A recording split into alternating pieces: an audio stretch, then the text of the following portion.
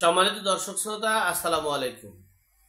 আজকের বিষয় হচ্ছে বাংলার তৌহিদি জনতারা ও পাকিস্তানরা মিলে ভারত দখল করবে, কাশ্মীর দখল করে নেবে, সেই প্ল্যান পরিকল্পনা করছে।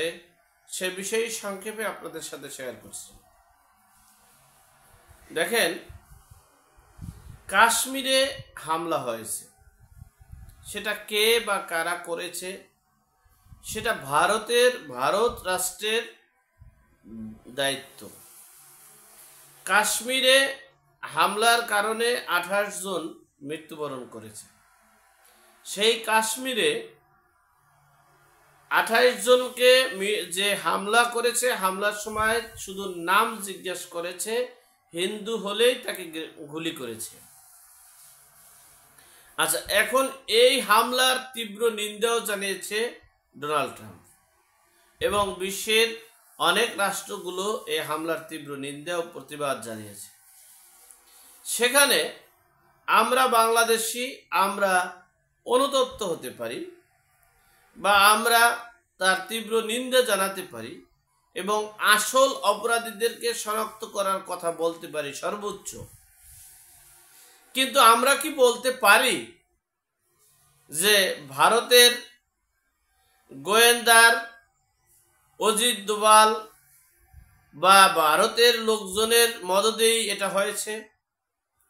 পাকিস্তান এটা করেনি, এখানে জঙ্গি ঢুকতে পারে না, ভারতের লোকজন নিয়েই জঙ্গি ঢুকা।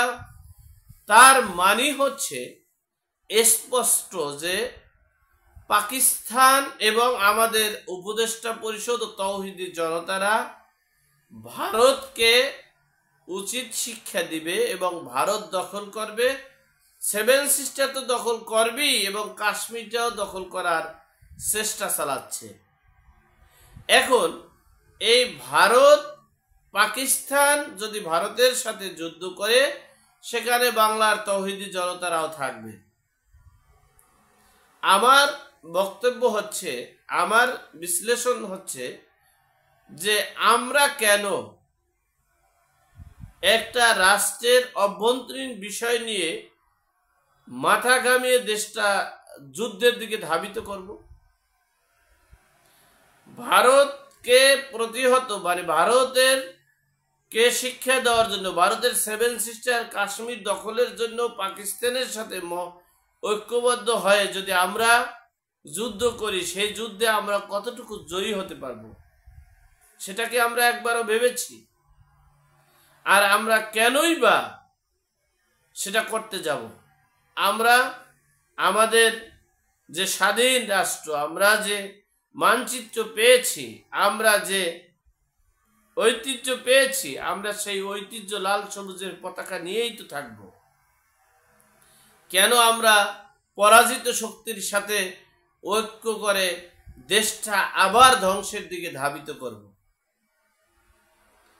ভারত পাকিস্তানের দোষ দিচ্ছে, পাকিস্তানের সাথে যুদ্ধের দিকে ধাবিত হচ্ছে, আর আমরা পাকিস্তানকে উৎসাহ দিচ্ছি।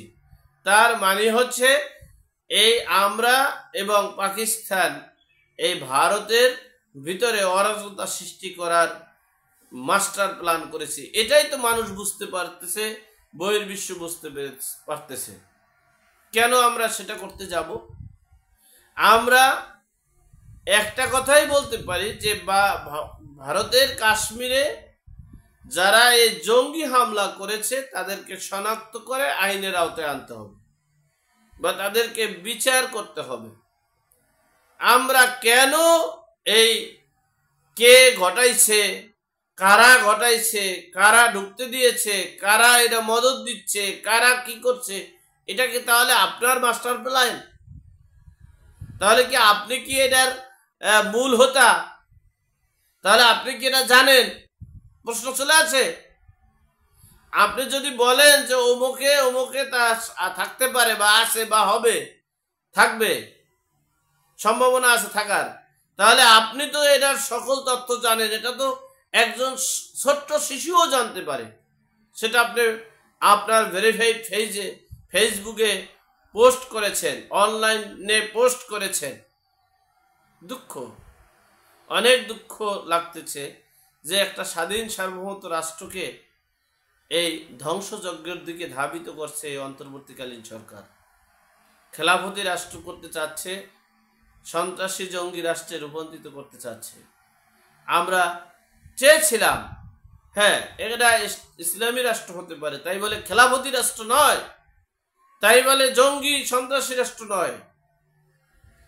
যাই হোক, সর্বোপরি কথা হচ্ছে আমরা বারবার বলছি আপনাদের যে দেশটাকে যুদ্ধের দিকে ধাবিত না করে দেশের জনগণের কল্যাণে, দেশের কল্যাণে, দেশের স্বাধীনতা সার্বভৌমত্ব রক্ষার্থে কাজ করুন।